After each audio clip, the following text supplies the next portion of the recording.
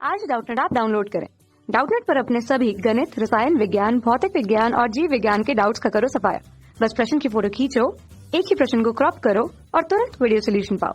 अभी डाउनलोड करें। प्रश्न दिया हुआ है कि फोटॉन का विराम द्रव्यमान शून्य होता है। तो हमें बताना है कि फोटॉन का विराम द्रव्यमान शून्य होता है। ये हमें स्पष्ट करना है कि ऐसा क्यों होता है या फिर ऐसा होता है तो कैसे होता है। ठीक है, सत्य है या असत्य है। तो फोटॉन का विराम द्रव्यमान शून्य होता है, यह कथन पूर्णतः सत्य है। अब हम इसको स्पष्ट करेंगे किसके माध्यम से? ऊर्जा के माध्यम से। तो आइंस्टाइन ने द्रव्यमान ऊर्जा समीकरण दिया था। आइंस्टाइन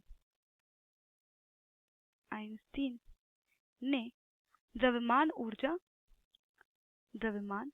ऊर्जा समीकरण दिया था। तो उन्होंने बताया कि जैसे कि जो ऊर्जाएं होती हैं, तो ये जैसे गतिज ऊर्जा होती है, स्थितिज ऊर्जा होती है, उसी प्रकार की ऊर्जा होती है द्रव्यमान ऊर्जा।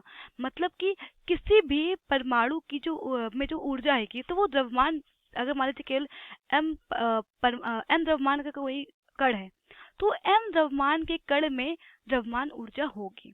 ठीक है, m द्रव्यमान का कोई कण है तो अगर देखिए अगर वो चल रहा होगा, गतिशील होगा, तो उसमें गतिज ऊर्जा होगी। अगर वो स्थिर होगा तो उसमें स्थितिज ऊर्जा होगी। तो उसी प्रकार की उसमें एक ऊर्जा और होती है जो उसके द्रव्यमान से आती है, जिसे हम बोलते हैं द्रव्यमान ऊर्जा। तो आइंस्टीन ने बताया कि जो ये ऊर्जा होती है E, तो द्रव्यमान ऊर्जा E बराबर होती है द्रव्यमान गुणे c स्क्वायर के। जहाँ पर c क्या है? जहाँ पर c है निर्वात में प्रकाश की चाल। निर्वात में प्रकाश की चाल, जिसका मान होता है 3 × 10⁸ मीटर प्रति सेकंड। ठीक है, तो उन्होंने क्या बताया कि किसी भी परमाणु का जो द्रव्यमान होता है, तो परमाणु के द्रव्यमान की जो ऊर्जा होती है वो गुणे c स्क्वायर की होती है। ठीक है, अब देखिए, अब यहाँ बात करनी है कि फोटॉन की। तो फोटॉन एक द्रव्यमान रहित कण है। ठीक है, यहाँ लिख लेते हैं फोटॉन द्रव्यमानहीन कण है। द्रव्यमानहीन कण है।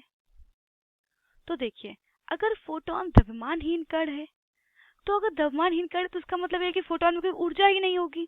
ठीक है, लेकिन फोटॉन में ऊर्जा होती है। फोटॉन में ऊर्जा बराबर होती है h न्यू के। फोटॉन में ऊर्जा किसके बराबर होती है? h न्यू के, जहां पर न्यू है आवृत्ति और h क्या है? h है प्लांक नियतांक। अब देखिए, अभी हमने बताया कि कोई भी कण होता है तो उसमें जो उसमें एक और ऊर्जा होती जो होती है द्रव्यमान ऊर्जा के बराबर। ठीक है, किसी भी कण, अगर m द्रव्यमान कोई कण है तो उसमें द्रव्यमान ऊर्जा निहित होती है। लेकिन अब फोटॉन तो हमारा द्रव्यमानहीन कण है, तो इसका मतलब ये है कि फोटॉन में जो भी ऊर्जा है वो उसके द्रव्यमान से नहीं है। ठीक है, तो अगर द्रव्यमान से ऊर्जा नहीं है तो इसका मतलब क्या है कि जो h न्यू है, तो ये h न्यू ऊर्जा कहाँ से आ गई?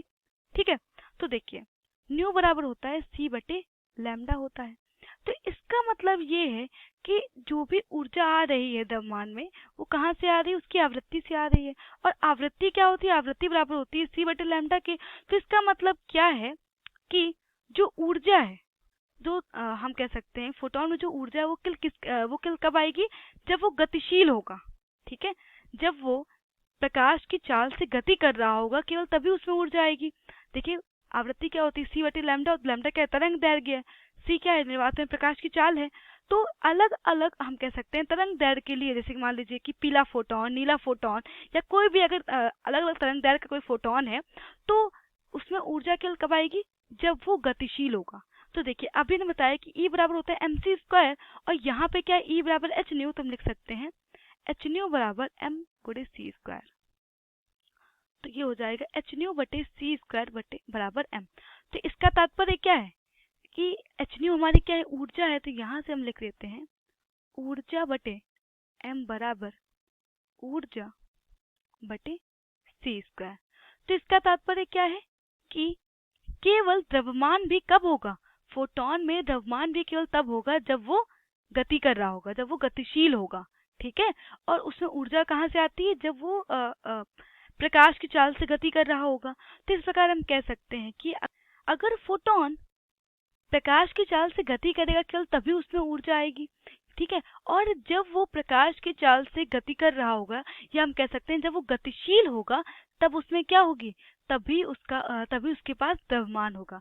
तो इसका तात्पर्य क्या है कि जब वो गतिशील है तब तो उसके पास द्रव्यमान है, लेकिन जब वो विरामावस्था में बैठा है तो विरामावस्था में किसी भी फोटोन के पास कोई भी ऊर्जा नहीं होती है। इसका तात्पर्य यह है कि फोटोन का द्रव्यमान विरामावस्था में शून्य होता है, ठीक है। तो जो हमारा कथन दिया हुआ है, तो इस प्रकार हम कह सकते हैं कि फोटोन का विराम द्रव्यमान शून्य होता है, जबकि जब वो गतिशील होता है तो गतिशील अवस्था में जो उसका द्रव्यमान होता है वो होता है ऊर्जा बटे c² के। तो यही हमारे प्रश्न का उत्तर है। कक्षा 6वीं से 12वीं से लेकर नीट, IIT, JEE वो एडवांस के लेवल तक 1 करोड़ से ज्यादा छात्रों का भरोसा। आज ही डाउनलोड करें डाउटनेट ऐप या व्हाट्सएप करें अपने सारे डाउट्स 8400 400 400 पर।